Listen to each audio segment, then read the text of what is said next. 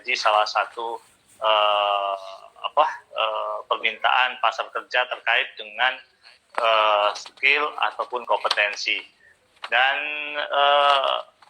Adi Stephen ini juga salah satu alumni dari FISIP Universitas Sriwijaya dan saat ini mengikuti di bidang HSE Consultant. Mungkin dijelaskan terlebih dahulu Bung Adi Stephen terkait hal ini sehingga masyarakat ataupun mungkin calon pencari kerja ataupun yang bergelut di bidang ini bisa memahami sebenarnya HSE Consultant itu apa gitu. Silakan Bung Adi Stephen. Oke, Assalamualaikum warahmatullahi wabarakatuh. Selamat siang, terima kasih untuk Bu MK atas acara yang sudah diselenggarakan pada hari ini. Sebelum itu, perkenalkan, nama saya biasa dipanggil Adi, nama saya Sucipta Ditama, dan saya alumni FISIP Sosiologi angkatan tahun 2007. 2007 ya? Ya, betul. Itu Mas.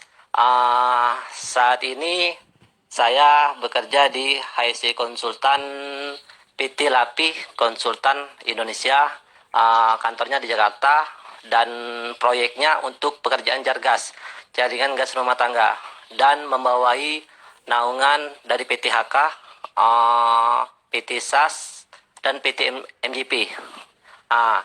Sebelum kita memulai terlebih lanjut, topik yang sangat menarik, kompetensi, apa itu HSE? HSE itu adalah singkatan dari Health Safety Enviro. Dalam hal ini, kenapa banyak sarjana yang di luar situ banyak kebingungan ketika dia mencari kerja tanpa kompetensi, di luar sana kita akan kalah bersaing.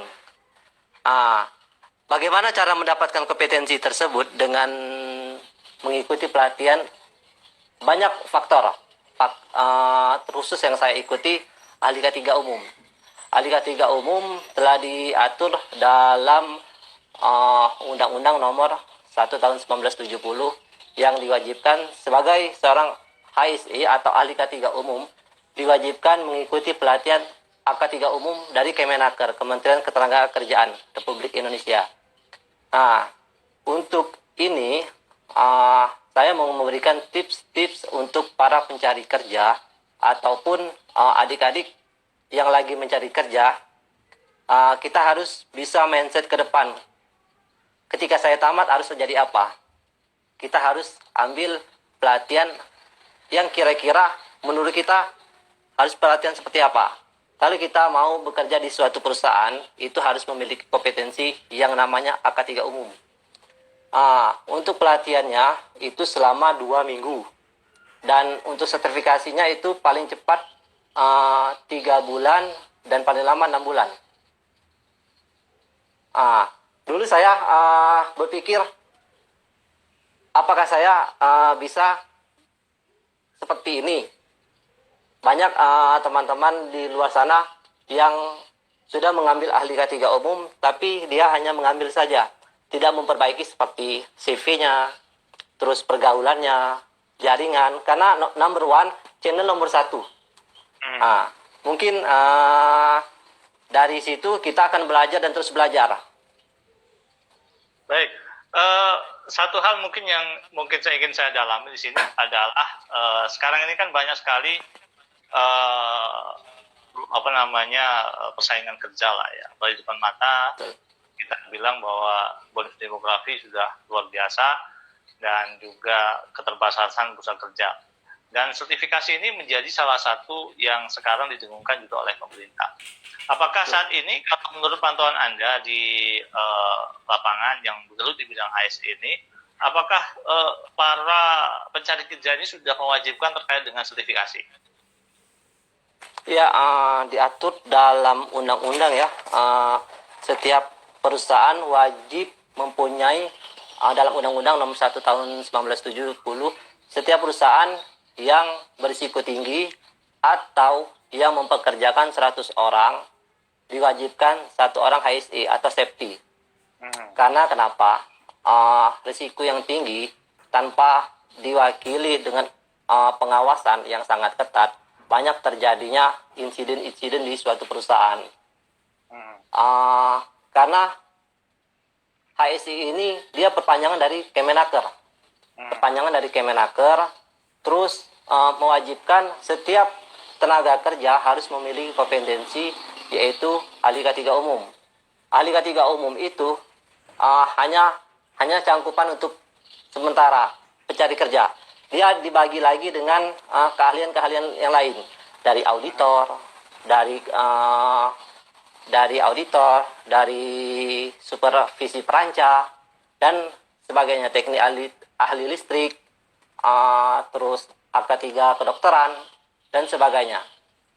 Di dalam persaingan dunia kerja, maka ketika kita untuk bekerja harus memiliki kompetensi. Banyak kok kompetensi yang bisa kita miliki. Ketika kita nggak punya uang, ada dari yang gratis dari pemerintah. Pemerintah menyediakan juga dari BLK, Balai Latihan Kerja. Nah, selain itu, ketika kita sudah mendapatkan kompetensi, kita harus CV kita harus diperbarui, channel kita, karena saya ambil dari sini, dari kakak tingkat juga, itu Pak. Dari kakak tingkat, kenapa sih dia bisa bekerja di suatu perusahaan yang menurut saya bukan profesi dia atau jurusan dia. Dari situ, saya mengumpul uang selama 4 tahun. Selama 4 tahun saya kumpul uang untuk ambil sertifikasi ini. Karena kenapa? Saya sudah yakin. Karena ketika saya berada di zona nyaman, saya tidak akan seperti orang-orang bisa bersaing di kompetensi. Ya, Anda kan ngambil sosiologi ya kalau salah itu kuliahnya ya. Betul. Ya. Sosiologi. Sekarang solusi gas. Tentunya ini kenapa? Kita apa sih yang melatar belakangi ini hingga Anda akhirnya memutuskan untuk sertifikasi di bidang ini gitu? Oh betul. Pertama, yang number one, ketika kita bergelut di bidang ini, mindsetnya harus dirubah. Karena kita bukan pekerja, tapi profesi. Profesi itu menjadi contoh dari pekerja-pekerja lain. Itu number one. Number two, yang kedua mungkin salary. Salary lebih menggiurkan. karena ada 3. Ketika kita main di migas, kita harus ambil ketiga migas. Ketika kita main di suatu perusahaan kayak perusahaan biasa, kita cukup ambil K3 umum. Dan K3 umum ini dia bisa di industri, di konstruksi. Tapi kalau kita mau main di migas, syaratnya harus K3 migas. Saya 3 kompetensi, ahli K3 umum, ahli K3 migas, sama pemadam kebakaran BNSP, Badan Nasional Sertifikasi Profesi. Dan sering isi training pemadam kebakaran juga. Nah, kenapa saya tertarik di bidang ini? Pertama, kita menganalisis dan bahaya-bahaya apa saja yang akan terjadi ketika kita tidak safety di dalam pekerjaan tersebut. Yang kedua, kita bisa berkolaborasi dengan pekerja ketika mereka bahaya-bahaya ini, wah Pak, kita harus pakai APD gini, Pak, kita harus beli APD ini. Karena sosialnya sangat tinggi dan kita bekerja untuk sosial tinggi dan kita digaji lebih tinggi lagi dari hasil-hasil yang lain. Mungkin itu. Baik. Anda kan mulai di HSE dibilang migas gitu ya, jargas, dan ya, betul. Ini menjadi salah satu concern Anda saat ini. Tentunya banyak mungkin calon pekerja, mahasiswa ataupun lulusan yang saat ini mencari pekerjaan dan sebagainya. Kalau di jargas sendiri, kompetensi apa sih yang perlu migas lah pada umumnya? Kompetensi apa yang dasar yang perlu dimiliki oleh para pekerja sehingga bisa berkompetisi ya di sektor ini? Oke, kalau untuk konsultan, yang pertama dia harus punya K3 migas. Itu karena mainnya di risikonya pun risiko sangat tinggi. Yang kedua untuk pengalaman, ini konsultan ya. Untuk pengalaman harus menjadi HSE koordinator selama 3 periode. Harus menjadi HSE koordinator dan leader untuk pemimpin-pemimpin lain di CP-nya. Dan itu disyaratkan dan diwajibkan dari PPSDM. Dari PPSDM yang menaungi dan PPK yang langsung mencari kandidat-kandidat yang wajib untuk jadi TA. Kalau untuk kontraktornya, dia bisa walaupun fresh grade, dia bisa mengambil ahli K3 umum. Karena kontraktor dia tidak mewajibkan, tapi kalau untuk HSE konsultan dia mewajibkan harus ahli K3 migas. Ya, ini ada HSE Nusantara ya, teman-temannya. Ada HSE Nusantara yang sedang bergabung. Dan juga saya lihat di sini ada Hepriyadi, Pak Hepriyadi ini komisioner KPU Sumatera Selatan. Mungkin ada sertifikasi kali ya. Selamat siang. Karena Bung FK bukan hanya untuk di HSE saja kita berkompetensi. Di security juga diwajibkan. Ya, security juga ya. Ya, kedokteran juga diwajibkan. Dia harus mempunyai sertifikasi K3 Hiperkes. Ya, ini juga di rumah sakit juga kayak gitu. Ada PT SPID juga bergabung dengan kita. Silakan yang ingin berpendapat dan juga memberikan masukan dan sebagainya bisa di kolom chat ya yang sudah disediakan, nanti kita bacakan dan mungkin nanti dibahas oleh narasumber. Ya, terkait dengan hal ini Bung Adi, salah satu yang menjadi sorotan adalah sertifikasi ini kan yang jadi keluhan banyak orang. Lumayan mahal. Lumayan mahal ya. Kalau sektor migas ini bocorannya berapa sih Bung Adi untuk bisa sertifikasi umum ya? Paling tidak ikut bergabung dan berjuang mendapatkan peluang lebih besar untuk di bidang migas itu sendiri. K3 migas ada level. K3 migas ada level pengawas untuk yang berpengalaman, dan yang tidak berpengalaman K3 migas level operator. Nah, selain itu K3 migas juga dia ada yang dari BNSP, LLSP, sama yang dari BNSP yang dari Cepu. Nah, sekarang kan yang lama itu dari Cepu. Karena kalau nggak lulus benar, hilang aja uangnya. Minimal level operator. Kalau untuk bocorannya, mau dibocorin di sini? Nggak apa-apa. Siapa tahu boleh. Mau tabung gitu. Berarti saya harus butuhkan uang segini. Gitu. Karena kalau level pengawas, dia sekitar 8,5. Kalau operator, 7,5. 7,5 juta ya? 7.500.000. Iya, 7.500.000. Bukan 750. Mungkin ini mungkin dari STM atau apa gitu kan. Banyak. Wah, ini ada Pak Bondan ini. Ya, Pak Bondan baru masuk tadi. Trainer itu trainer Pertamina itu. Trainer Pertamina, selamat. Iya. Pak Bondan dan juga yang lainnya. Biasa saya Bung FK yang sering ada talkshow juga di media sosial dan juga offline. Saya lebih sering offline, tapi ini saya coba online. Apakah ini di masa pandemi ini paling tidak untuk memberikan penyegaran gitu ya. Tidak hanya bidang politik, tetapi juga di bidang lain. Dan ini bisa memberikan kontribusi kepada masyarakat umum. Ya, Bung Adi, kalau dalam pelatihan sendiri, sebelum sertifikasi itu kan ada pelatihan itu ya? Betul.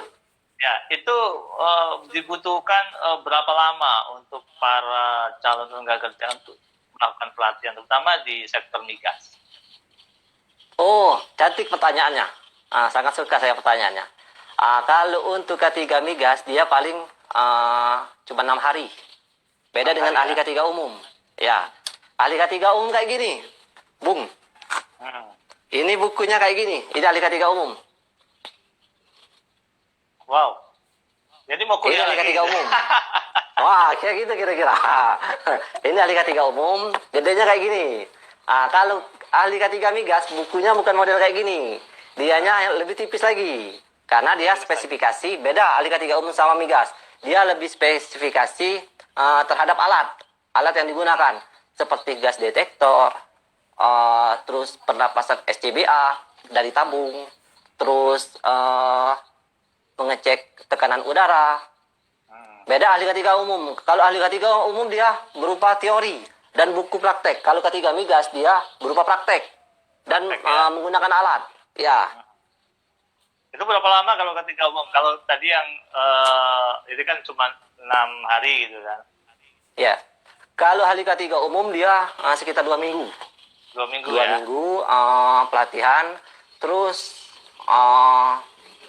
ada ujian tertulis, ujian praktek yang diawasi dari Kemenaker, terus ada ujian PPL langsung ke perusahaan-perusahaan untuk mencari temuan-temuan. Ya. Saya lihat kalau di media sosial itu dari Bung Adi itu sering ninjau gitu kayak pejabat yang lagi ninjau jadi itu sangat cantik. Apple sedang meninjau membawa para calon tenaga kerja yang sedang training atau seperti apa? Atau mantau itu? Kalau misalnya saya sering upload di IG atau di Facebook, saya meninjau itu ada namanya safety patrol. Safety patroli itu kita melihat kontraktor yang sedang melakukan pekerjaan, dia memakai APD atau tidak. APD itu kepanjangan dari alat pelindung diri seperti sepatu, helm, sarung tangan, kacamata. Nah, dari situ saya memantau karena izin kerjanya ke saya, Pak. Izin kerjanya ke saya karena di dalam permit itu ada yang namanya izin kerja kalau permit. Izin kerja di sana terdapat APD, alat pelindung diri seperti sepatu, helm. Akhirnya saya patroli benar tidak yang ditulis di dalam izin kerja tersebut. Ketika dia tidak sesuai dengan izin kerja, maka saya berhak untuk menegur si pekerja dan kontraktor tersebut. Selain itu, kenapa? Temukan seperti apa? Apakah banyak sesuai dengan izin? Sangat cantik. Misalnya di dalam surat izin itu dia tidak pakai helm. Kita berhak menegurnya karena memang itu tugas kita. Karena ketika terjadi insiden atau terjadi kecelakaan, yang pertama sekali yang dicari itu adalah safety atau HSE. Bagaimana cara untuk mempertanggungjawabkannya? Yang pertama ada yang namanya safety talk setiap sebelum bekerja. Bahaya-bahaya apa saja yang terjadi di lingkungan. Harus ada yang namanya dokumentasi. Ketika itu sudah dilaksanakan, insya Allah semuanya lancar. Keduanya ada namanya izin kerja atau permit yang kita bisa sebut. Permit itu pun dibagi macam-macam. Ada permit cool, dingin, ada permit hot, ada permit ruang terbatas, commit space, dan sebagainya. Karena setiap pekerjaan itu izinnya berbeda-beda. Maka yang namanya pekerjaan kita berhak untuk menegur seseorang. Karena kenapa? Itu memang pekerjaan kita. Mengawasi dan menegur mereka. Datang selamat, pulang pun harus selamat. Karena tanggung jawab safety itu ada di tanggung jawab keselamatan itu ada di pada kita, baju merah atau helm merah. Seperti itu. Baik. Mungkin ini sebagai salah satu closing kita di siang hari ini. Ya, untuk di bidang HSE di keselamatan juga dan sebagainya di yang Anda geluti ini, kira-kira apakah semua orang punya potensi yang sama dalam bisa mendapatkan sertifikasi itu? Sangat bagus. Semua orang tua ataupun muda ataupun pencari kerja semuanya sama. Kalau untuk pencari kerja, apalagi yang baru tamat kuliah, itu sangat diwajibkan. Karena kenapa? Untuk bersaing di dunia kerja. Kalau untuk ahli K3 umum, minimal dia D3. minimal dia D3 untuk mengambil sertifikasi tersebut. Tapi kalau dia SMA, dia bisa ambil K3 migas atau K3 mudah BNSP, karena dia diwajibkan hanya SMA. Karena K3 umum ini dia syarat untuk sebagai audit. Audit ya. Itu. Semua orang sama. Semua orang mau jurusan apa saja, semuanya bisa ambil sertifikasi tersebut. Baik. Tidak tanpa kecuali. Baik. Saran bagi calon pencari kerja sebagai penutup, apa kira-kira yang perlu disiapkan dari sekarang? Ya. Oke. Saran saya untuk pencari kerja, apalagi di zaman sekarang sangat banyak sekali pencari kerja. Yang pertama untuk kita utamakan itu kita harus ambil sertifikasi apa. Yang kedua, kita langsung kontak PJK3 atau PT yang menyelenggarakan sertifikasi tersebut. Syarat-syaratnya biasanya seperti ijazah minimal D3 kalau K3 umum, terus kesehatan, terus foto dan sebagainya.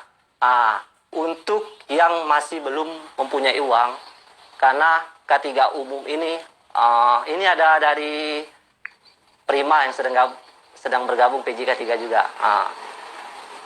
Karena sangat disarankan untuk para pencari kerja untuk mengikuti pelatihan pencari kerja dan untuk bisa bersaing di kompetensi, termasuk saya juga. Karena walaupun saya sudah ambil kompetensi begitu banyak, saya masih haus tentang kompetensi dan belajar dan terus belajar. Dan untuk pencari kerja harus semangat dan harus bisa mengikuti pelatihan ahli K3 umum. Baik.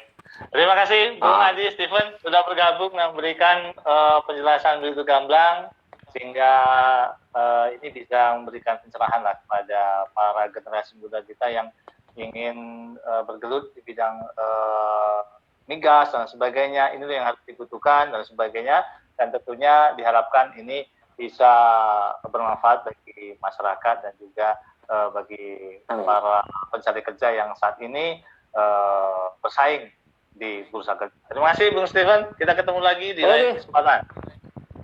Assalamualaikum warahmatullahi wabarakatuh. Waalaikumsalam warahmatullahi wabarakatuh.